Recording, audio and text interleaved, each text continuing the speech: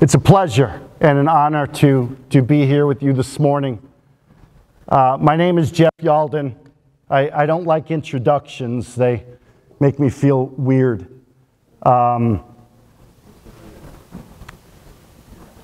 It takes me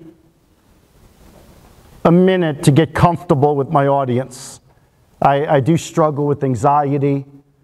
I've been speaking to young people and high school students for 30 years now. And I'm on the end of my career. I might have one or two speaking engagements left, and then I'm retiring from this.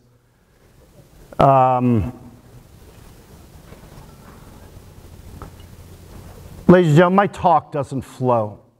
I got to a point a long time ago that if I can't speak from my heart, I don't want to do this. And I know many of you coming in thinking this is about mental health or suicide prevention, or my talk is about life.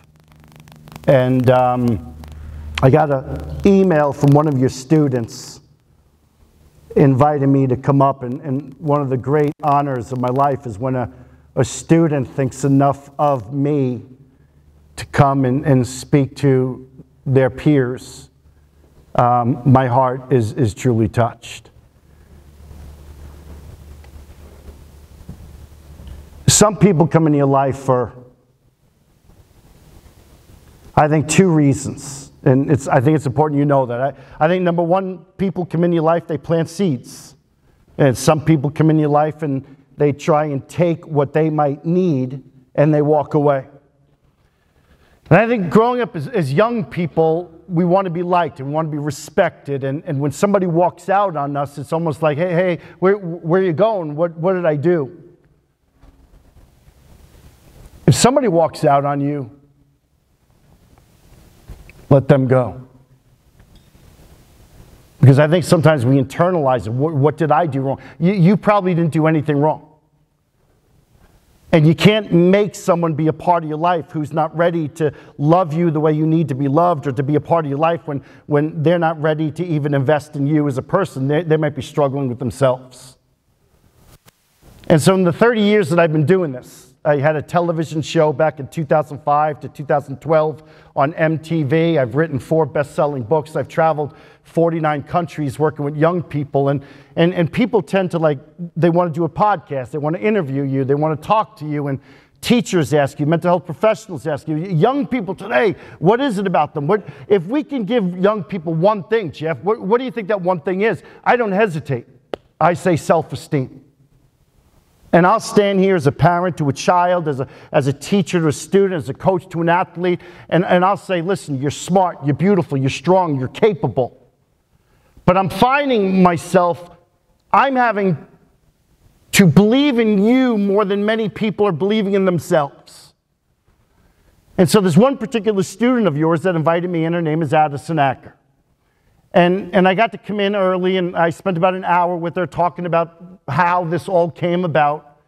And I'm just truly inspired by her story and one of the teachers that intervened and what she had to do by opening her heart to realize that she was part of the problem. And there was a time in my life when I had to look myself in the mirror and realize that I was part of the problem. I was a 3-sport all-state varsity athlete in high school. I played football, basketball, baseball. I was heavily recruited to play Division I football and basketball. Come from a big basketball family. My son, I'm the legal guardian of my nephew. I call him my son. He's going to Wisconsin next year to play basketball for Coach Guard. And so I come from a big basketball family. But on the night that I graduated from high school, my mom and dad kicked me out of the house. And when we're young, how can parents do that? I don't have a lot of time. I'm not going to go into it, but I'll tell you 3 reasons why they kicked me out. I had a bad attitude. I made bad choices, bad behavior.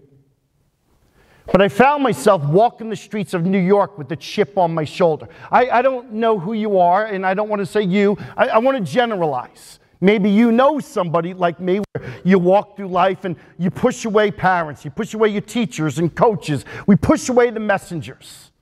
And I look back, I did. I was always the victim. You know, you don't know what I got to go through. You ain't had to see what I had to see. You ain't had to do what I had to do. Who are you to judge me? People tried to help. He wasn't listening, wasn't having it. And so when broken finds broken, like-minded people find like-minded people. And so I'm broken walking the streets of New York. I'm 18 years old, and my self-esteem just was crushed. I honestly thought to myself, if I could meet a girl and marry her, that maybe she would take care of me.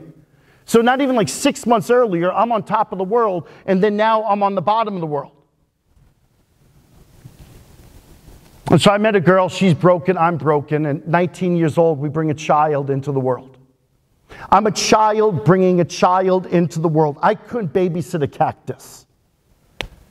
And people were still, hey, Jeff, listen, let's talk about this. I'm like, no, you don't know me.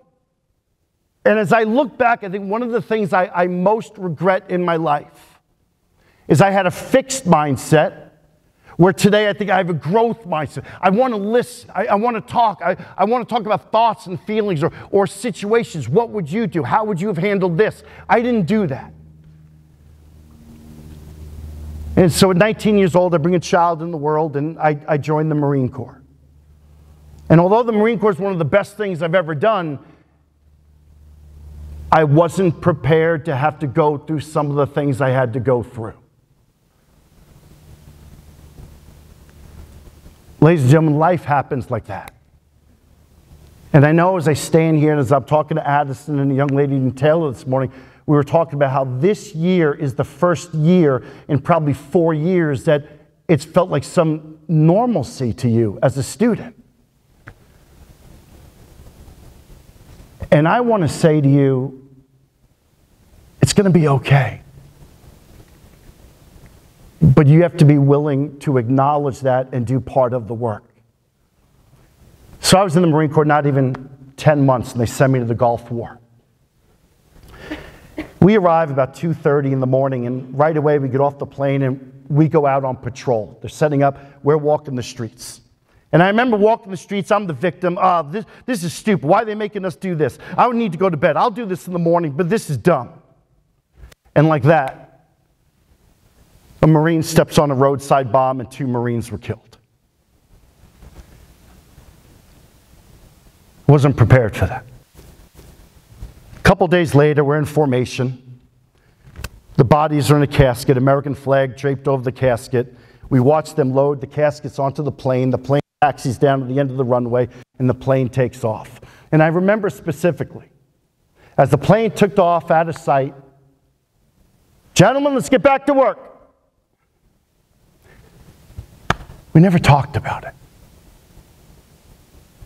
We never talked about it. I was 22 years old, and I'm stationed in Florida, and we had formation 8 o'clock in the morning at one time, and I'm walking down the barracks. I'm like, gentlemen, let's go, let's get out there, let's not be late.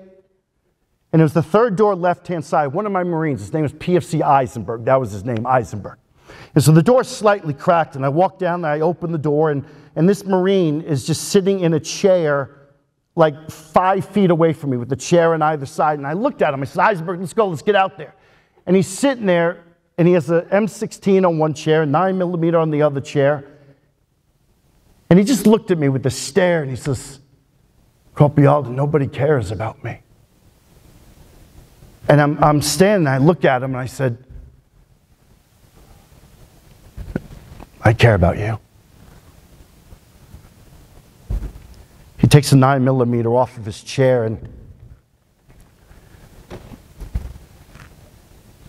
I don't want to say anything that stresses you, but I've always prided myself on if I can't speak with my audience and be real, I don't sugarcoat things. And if anyone needs to step up and get a drink of water, please feel free to do that. And he just took the 9mm and he started bringing it up to his chin, and he looked at me in my eyes, and as I looked at him in his eyes, he said, maybe you're the only one. And at that moment, he made a forever decision, and he pulled the trigger.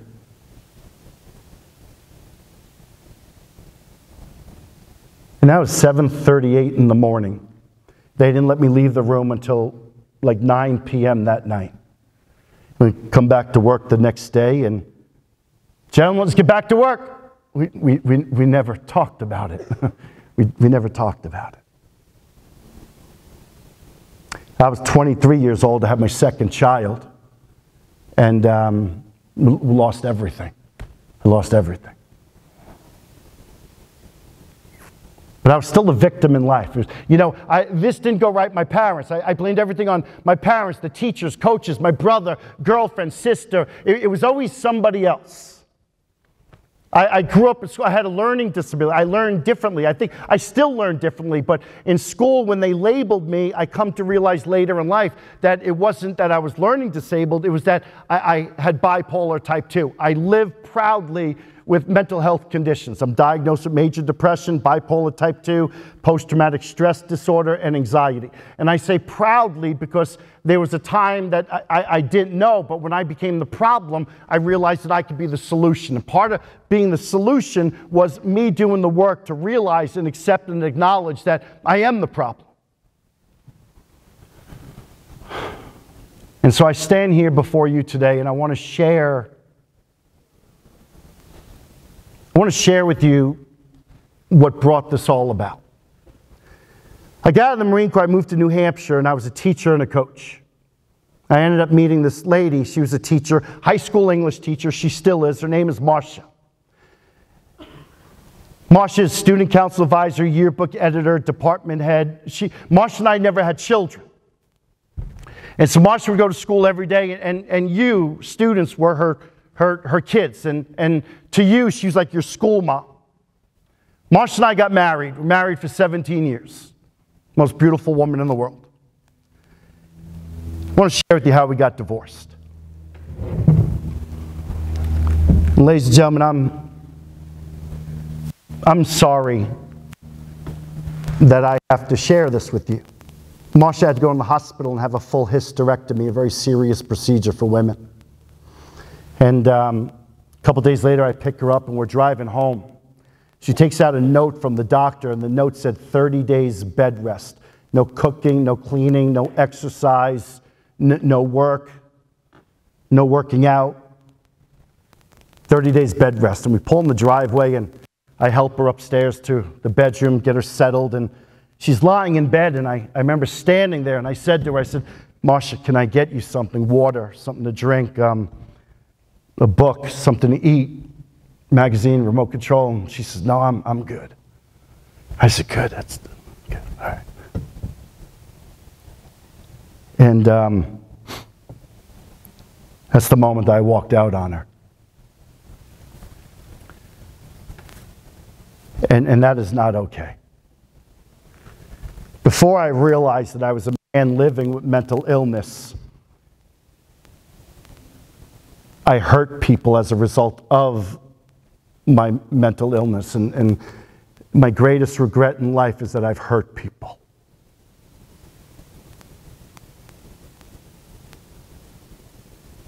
And I'm sorry. But then there came the time when I found myself looking in the mirror. And I want to tell you something. If there's ever something that's not right in your life, instead of blaming it on him, her, this or that, for me, it was looking in the mirror and learning to ask better questions. Like, what did I do wrong? What am I doing that's causing this? Or maybe like, what am I doing right? But to have the courage to look yourself in the mirror, and I'll tell you something, if you don't like the reflection that looks in the mirror, don't blame it on the mirror. It just means that you got to want to spend more time there. You got to start learning to ask better questions. Invest in you. And that was the moment when I'm looking there and I realized I'm part of the problem. And so you can be in denial. No, I'm not. It's somebody else. But to be able to say, you know what? All right, so what am I going to do? You acknowledge it and you choose to do something about it. And so now you go on this journey of being the solution. And so one of the most profound things I've done is, number one, I went to people I know I've hurt. I value honesty. As much as it might hurt someone, I value them and I value being honest. And I've gone to everyone I know I've hurt and I said, listen, I'm sorry, I'm learning a lot about me. Remember when this may happen, will you forgive me? And the number one person that I've gone to hundreds of times is Marcia. And I've asked for forgiveness. And Marcia has forgiven me. But who's the hardest person to forgive? Yourself. And I think that's still a process. But as a result of doing the work and striving, aspiring to be that person that you aspire to be someday, Marcia got remarried about 2 years ago to a great man, firefighter. His name is Steve. And Marcia and Steve invited me to officiate their wedding. That's freaking weird. But I'll tell you something.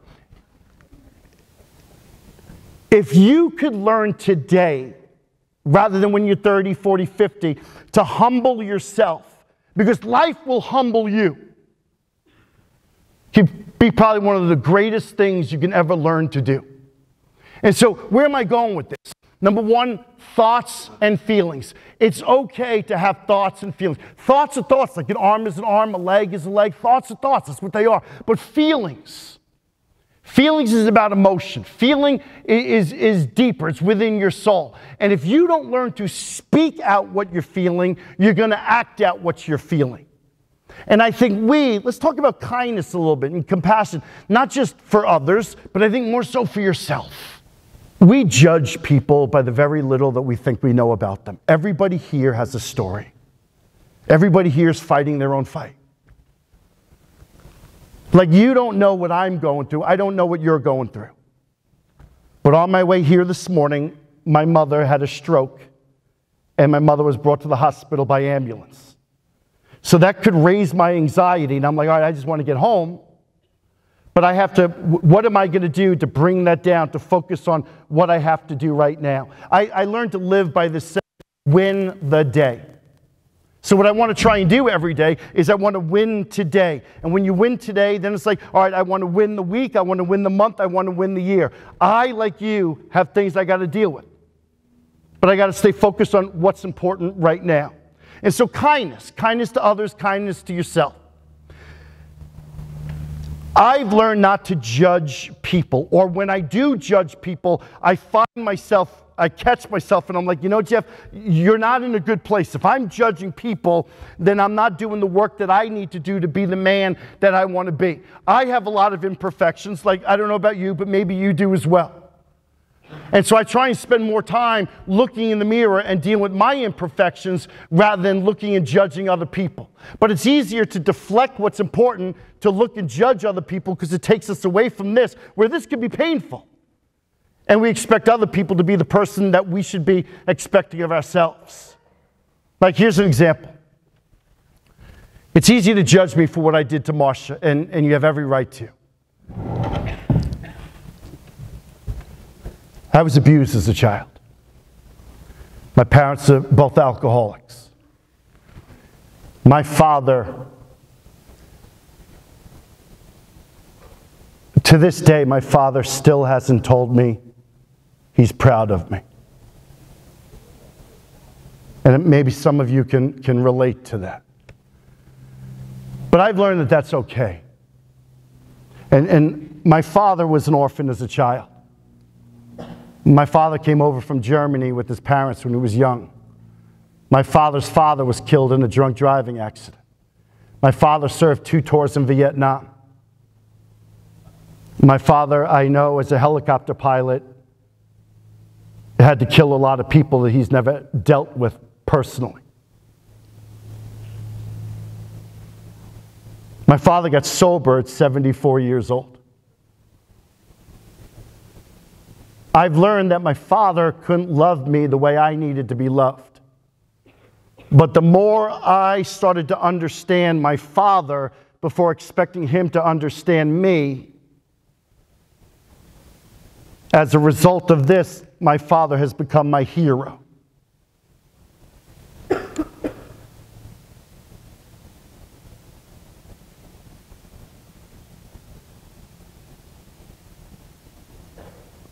There's 5 things I want to share with you. Number 1, hope. My friends, don't ever lose hope. Whatever you're going through in life, don't ever lose hope.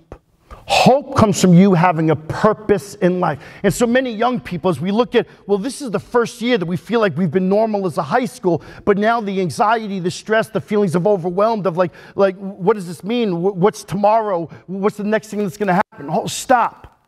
When we start thinking about the future or tomorrow, that raises anxiety. When we spend a lot of time focusing on yesterday, the past, that makes us sad, leads to depression. If we could learn to stop and focus on being present in this moment, each and every day, because that's where life is. And so I want to challenge you. I want to give you a tip. Number 1, purpose. Here's your purpose. Perfection doesn't exist, never has, it never will. Well, you'll never be perfect. But what I want to encourage you to do is wake up, get up, dress up, and show up every day. That's it. A principal said to me not too long ago, you know, Jeff, that's 80% of life. Sure. What if you show up on time? Every day on time. Deion Sanders, on time is late. 15 minutes early is on time. He's talking about the championship game when he was at Jackson State last year. The team meeting, 7 a.m. His son walked in at 6:55 a.m. He benched his son for the game because his son was late to the meeting. His son wasn't late. Technically, 6:55, meaning he started at 7. But Deion Sanders says, no, I might start at 6:50, 6:53, 6:55. My team knows that if the meeting starts at 7, you better be there at 6:45. Imagine if you can show up on time. Now imagine if you can show up everywhere and be present and engaged with the growth mindset, not a fixed mindset. When something isn't right in your life, and I encourage you, look in the mirror, I also want you to realize this. When something isn't right, anger, fear, nervousness, scared, disappointed, most of the time that comes back to something that you are struggling with internally. Here's something I want to challenge you to do. I want you to take a yellow sticky, if you don't have to. I want you to go home and I want you to put it on your bedroom mirror. And so when you wake up in the morning, you're brushing your teeth, there's the yellow sticky. You go to bed, you're brushing your teeth, you're getting ready for bed, there's the yellow sticky. And I wanted to say 3 things. Number 1, I am feeling, I am thinking, and then the 3rd thing, even though blank. And so every time you look at it, I am thinking, I am feeling, even though I'm thinking this or I am feeling this, you insert, I love myself, I respect myself, I value myself, and I am a good person. And if you can do that twice a day, and then here's another challenge. Someday over the next 7 days, set your alarm in your phone to go off every other hour during waking hours.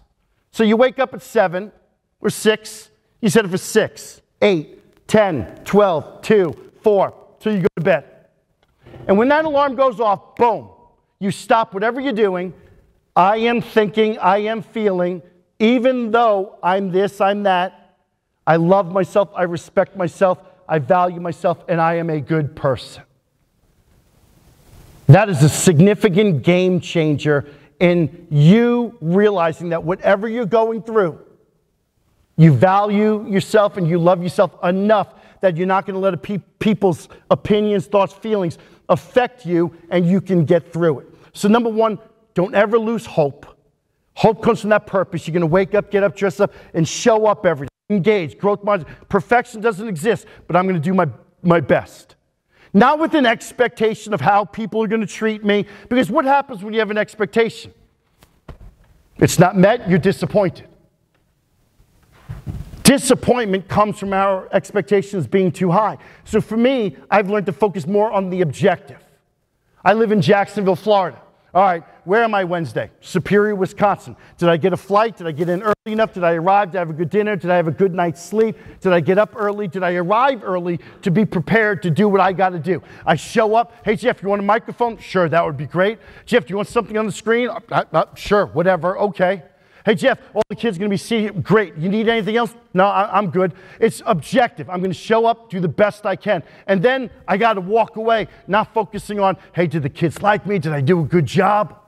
Imagine if you could just focus on the objective every day, then you're never going to be disappointed. Number 2, personal responsibility. I don't want to sound like that parent or that adult in your life, but I've learned this. Personal responsibility, intellect over emotion. Never emotion over intellect. And when we're young, this whole brain has not fully developed. We're about 23, 24 years old.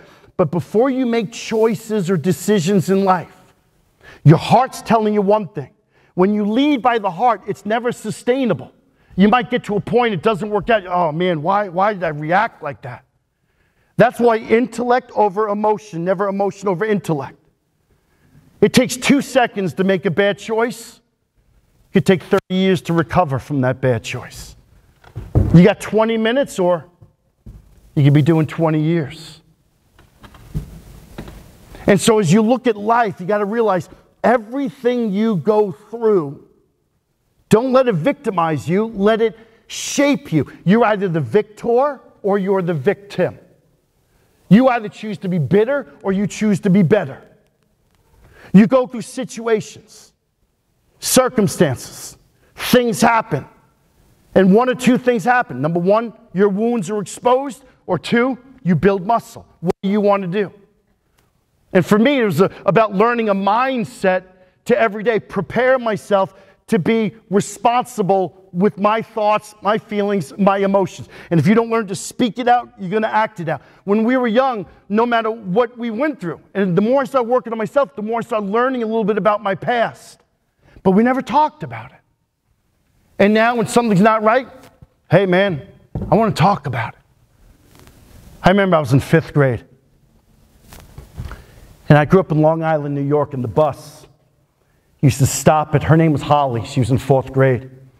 And Holly lived out on the ocean, the Long Island Sound, and there was a long dirt driveway that went out to the beach where her house was. And so the bus would stop and Holly would get on the bus and she'd sit right in front of me. I don't remember ever talking to her, but I remember the bus would stop, Holly would get on, sit down, and I remember one day the bus stopped and Holly didn't get on the bus. And we drove off and we found out that Holly had made a forever decision and she ended her life by suicide. 4th grade. And so the next day and the days after, the bus route wouldn't change, but the only thing that would change is the bus never stopped at that stop anymore, just kept going, but I would always look down that long driveway. We never talked about it.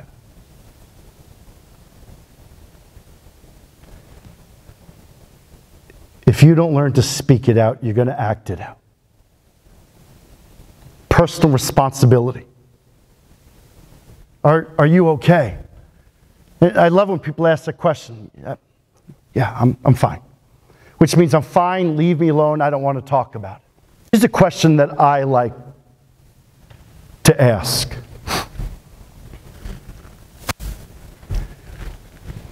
How's your heart? How's your heart?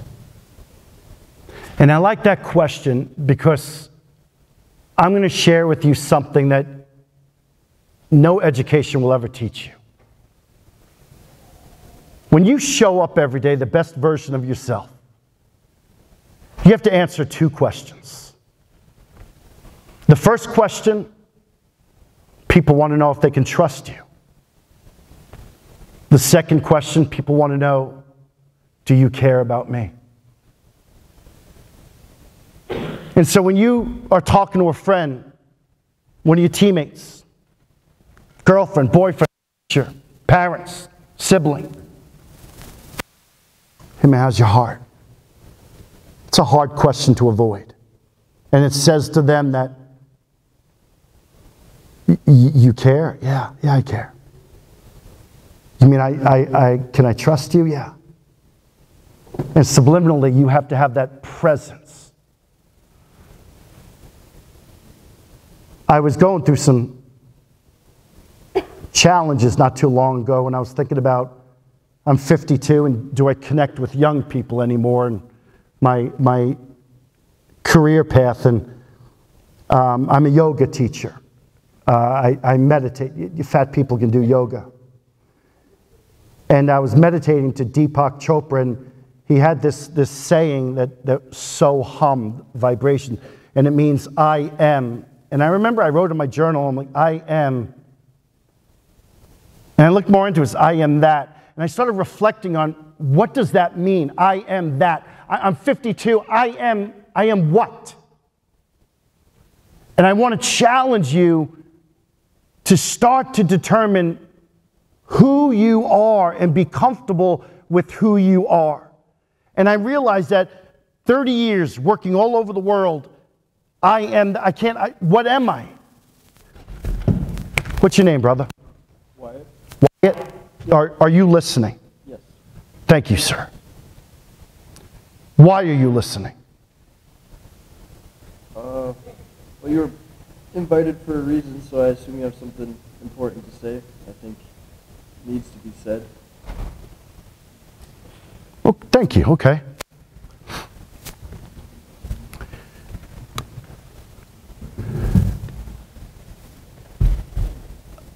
I come to realize that I am presence, but so are you. We're all presence. I mean, what is leadership? Leadership is your influence on other people. Nothing more, nothing less. That's what John Maxwell says. And I come to realize that as I show up, as you show up, your presence. Can people trust you? Do they know that you care about them? So your presence, your responsibility is to be present for people, to be present for you and the best version of yourself. That's the responsibility. The other thing is, be where you should be, doing what you should do at the time you should be doing. If you're not feeling okay, your responsibility is to, hey, I need someone to talk to. We're afraid to go talk to someone for what people might say, what people might think, how people might feel. If I ask you this question, what's your answer? Who's the hardest person to get to know? That's right. I could ask elementary, I can ask an NBA player. I could ask college athletes, I could ask the FBI, I could ask mental health professionals. Everybody says the same thing, ourselves. And so we're worried about what people might say, what people might think, when everybody is saying, I'm the hardest person to get to know. Take that responsibility, invest in yourself, which leads me to number 3, education. The more you can learn today about you and the best version of you, hey man, no degree can take care of that. I don't want you to be a 52-year-old guy or woman coming to an audience saying, hey, I walked out on my wife, man. Because if you don't address it today, that ugly monster is going to roar its head. You ignore it, and it manifests, and it builds up and builds up and builds up. And then someday your responsibilities are greater, your obligations are bigger, you got a job and a family. It shows up, you got to deal with it. You could lose your family, you could lose your career. So it's okay to not be okay, but my question to you is simply, what are you going to do about it? Do something about it today. Education isn't just about coming to listen to some speaker. The beautiful thing about growing up today is education is basically free. You've got YouTube, you've got Google, but too many of us spend more time searching social media platforms, comparing our lives to other people. If you spend more than 4 or 5 hours a day on your devices, you're 70% more likely to have major depression in your life. In the next decade, we will see a 31% increase in teen suicide and drug and alcohol-related deaths. Education. Educate yourself on things that might matter to you. Where do you want to go to school? Or trade school, college, military. Learn to ask the question. And I promise you, if you have the courage to ask the question, the answer shall arrive. So don't think of education as I'm being tested, my grades. Stop. Stop living with that anxiety. Stop living with that sadness and the depression, looking in the past and looking too much in the future. How can you focus on the here and the now? And sometimes we just need to stop and take a moment to take a moment. Number 4, self-advocacy. I can't help you if I don't know you need help. And when somebody comes to you and they might ask, hey, how you doing? Have a conversation. I remember when I was 16 years old, I was going through a hard time. And I picked up the phone. I went to an all-boy Catholic high school. And I called down there. Brother Al, that was his name, Brother Al. I think he was like assistant principal. And I called down there, and Brother Al invited me in. 11:30 at night, I come down, I sit down, he sits down. And for some 45 minutes, we're talking. He didn't say a word. And at the end, he stood up, he said, Shalom. That was about 35 years ago. Best conversation I ever had with someone was that conversation with Brother Al. All he said was Shalom. And I think now, as you get older, you start to realize titles, testimonies. They named a wing called the Shalom Wing after Brother Al. That was his legacy, compassionate listening. Don't ever be afraid to ask for help. Number 5, support. This is a family. Everybody is in the same boat, fighting their own fight, trying to get ahead in life. You come to school, show up for each other every day. You have activities, theater, music, band, game. Be part of the experience. Learn to be a player in life, not just a spectator. 3 things I also think are important. My time is up. Number 1, I think young people need 8 hours of sleep a night. 8 hours of uninterrupted sleep, and if you're ugly, you need more. Put away your devices, get some sleep. Number 2, nutrition. More water, less soda. More protein, less carbs. Number 3, again, put the device down, get more involved. I'm speaking in Minnesota a couple months ago, Pipestone, Minnesota. The whole junior class, not one person in the junior class is involved in any extracurricular activity. First time I've ever seen it. But that's where we're going to. I met this one kid, sophomore, 6'6". I said, yo, man, do you play basketball? Gus, my nephew, is going to Wisconsin next year. He's 6'11". I like big people. You got to play basketball. I said, you play basketball? He said, oh, no. I said, why? He said, well, when I was in 4th grade, I sucked at basketball, so I never picked up a ball again and played. I'm like, you got to be kidding me. When I was in 5th grade, I remember I asked 2 girls out, Britt and Karen, at the same time. They both said no. You think I've gone the rest of my life without asking people out? Failure is not failure when you look at it as failure is a way to learn how, well, I'm not going to go about it this way. What is another way? We're all going to have failure in life. We're all going to have rejection in life. Don't ever let that stop you. Remember hope. And I leave you with this. Remember those stickies. I am thinking, I am feeling, even though I still value myself, love myself, I believe in myself, I'm a good person. Thank you for letting me be a part of your life. I hope you guys have a great remainder of the year. Thank you so much. Take care. All right. Thank you.